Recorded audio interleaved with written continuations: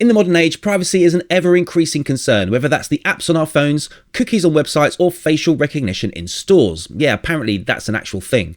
But do you realise what data your car is collecting about you? And not just collecting and storing on the car itself, but transmitting back to the manufacturer? Well, a report from Mozilla Foundation reveals some shocking privacy concerns. And in this report, cars were actually classed as being among the worst offenders, worse than mobile phones. Some manufacturers say they may collect genetic and biometric information about you, and others warn that they may monitor your intimate relations. Now, something I've not mentioned on the channel before is that in my other life outside of car YouTube, I've actually worked with the live telemetry of more than one manufacturer. And the first time I saw the fire hose of data that each car transmits, I'll be honest, I was actually genuinely surprised.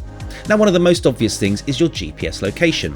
And in some cases, this can be sent as a near continuous stream of where your car is at any given moment in time.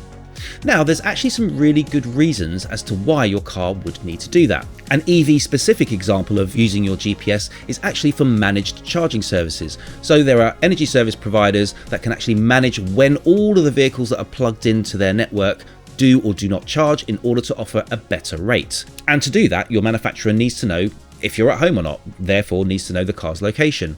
At that point, it can then allow the third-party energy supplier to determine what times your car actually charges in order to give you the best possible charging rates. So basically, saving you money. And I can tell you from first-hand experience that the manufacturer doesn't share your location with your energy service provider. It just lets your energy service provider know if it's possible to charge your car at this moment in time. And for that to be true, your car needs to be both plugged in and at home.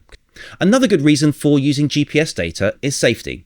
Since 2018, new cars have had a mandatory e-call system to contact emergency services in the event of an accident. Your car will actually transmit the date, time, and place, including specific GPS reference to the nearest 5 meters or so, identity of the vehicle involved, and whether a manual or automatic e-call was made. The automatic e-call will happen in the event of a severe accident, or many cars will have an emergency SOS button. But what about some of the more intimate data that's collected? Well, in the Mozilla Privacy Not Included report on the automotive sector, there's some quite concerning things that were found. Now, the report was published in late 2023, so some things may have changed in the last couple of years. If anything, more data is probably being collected. And this data goes far beyond GPS. The data about us is, let's just say, interesting. For example, What Car recently reported that during a shoot for a review of 3 EVs, they had a bit of an incident. A Mercedes A-Class was leading the trio of cars, and it slammed on its brakes for no apparent reason. The car behind smashed into the back of it. Luckily, the third car managed to avoid a collision.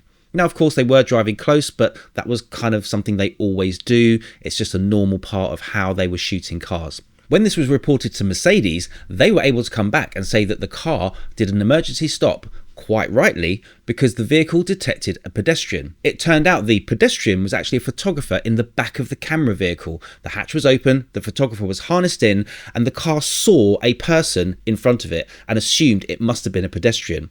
That caused its emergency stop. But how were Mercedes able to say that? Well, this just goes to show how much data is collected. And it reminds us that the car actually has cameras. But what about the cameras on the inside of the car? Many cars will have cameras facing the driver so that the car can tell, particularly for self-driving features, whether the driver is paying attention or not. And this has led to some manufacturers covering themselves in their terms and conditions and privacy statements in an interesting way. Now, the Mozilla Foundation report says that some manufacturers explicitly state that they may collect data, including health diagnosis data, genetic information, okay, and wait for this one, sexual activity. And if you think about it, it's not just the interior cameras that might capture that. Now, it probably isn't recording you all the time when the car's off. However, if you are at the side of the road or wherever it is that you're doing such things, and another car taps you or hits the car, that might trigger the cameras in the car to transmit whatever was going on inside and outside the car at that moment in time. And the report actually names the manufacturers that include this in their privacy agreements. I'm gonna quote the report. So Nissan earned its second to last spot on the list from best to worst for privacy by collecting some of the creepiest categories of data we've ever seen. It includes your sexual activity And not to be outdone, Kia also mentions that they can collect information about your sex life in their privacy policy.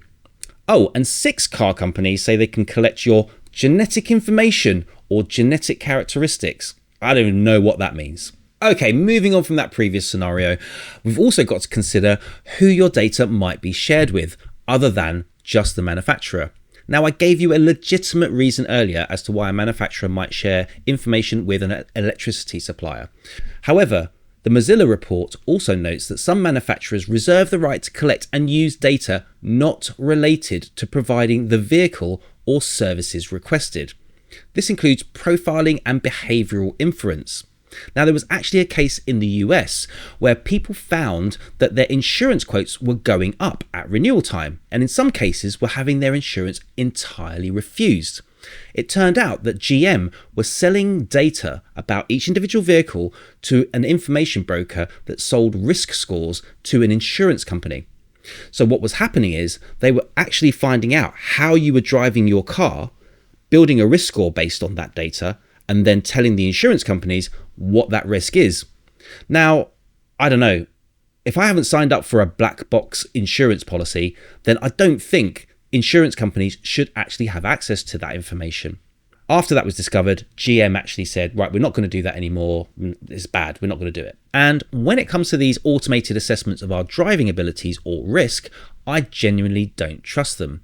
Now, when my son first got his car, he had to sign up for one of these black box insurance policies. So a telematics box was fitted to the car, transmitting data. He had an app where he could see what his driving score was like.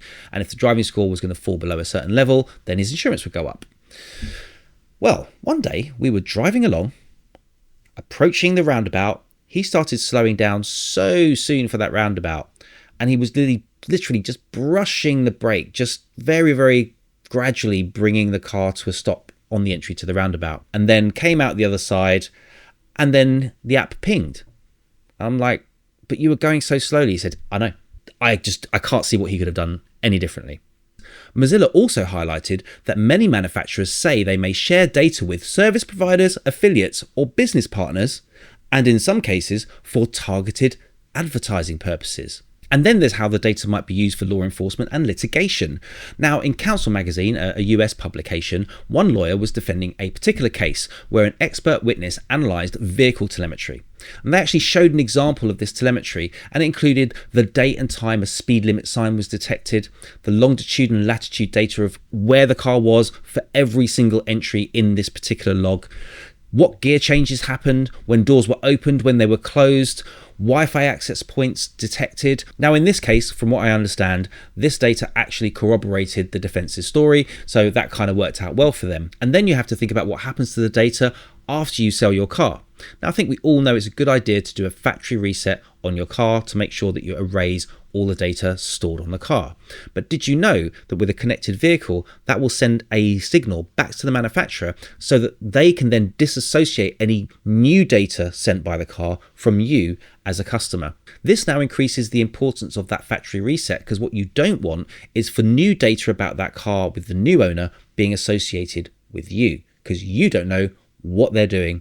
And if that data is being sold to a third party, that could affect you in all sorts of interesting ways. The final big question that remains is the long-term security of our vehicles. I mean, we're used to getting updates on our phones, tablets, computers, just to make sure that people can't easily hack into our devices. But what about cars? Because they tend to live a much longer life than any of those devices. What happens when the car's 20 years old? Well, it turns out that the United Nations Economic Commission for Europe, or UNECE, actually has a policy, UN R155, that requires manufacturers to actually maintain the security of vehicles all throughout the production phase and the post-production phase.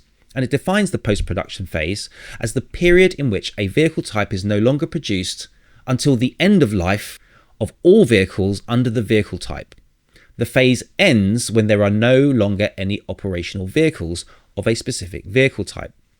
Now, the UK and the EU are all signed up to this particular policy. We've not been in this situation before. Like, this is the first time where a device that is designed to last so long will need security patches. I mean, what's going to happen in 25, 30 years from now, when there's, I don't know, a handful of a particular model left on the road running on hardware that was designed now, but is completely out of date in 30 years time, and they're going to have software developers maintaining it. Honestly, I don't know how this is going to work. They're just going to have to try and find some other solution, like, I don't know, potentially disconnecting the vehicles by physically removing the onboard modem or the onboard communication module to stop it from being able to be hacked. I mean, just remove the physical ability to do it. Trouble is, with a lot of modern cars, as soon as you remove one module, the whole car starts to freak out, because there's all these systems making sure that all the modules expecting to be there are actually still there. So I think this is an outstanding question. And of course, as I learn more about it, I'll bring what I learned to you right here. So let me know in the comments, when you bought your car, did you read the privacy policy, or did you just hit accept?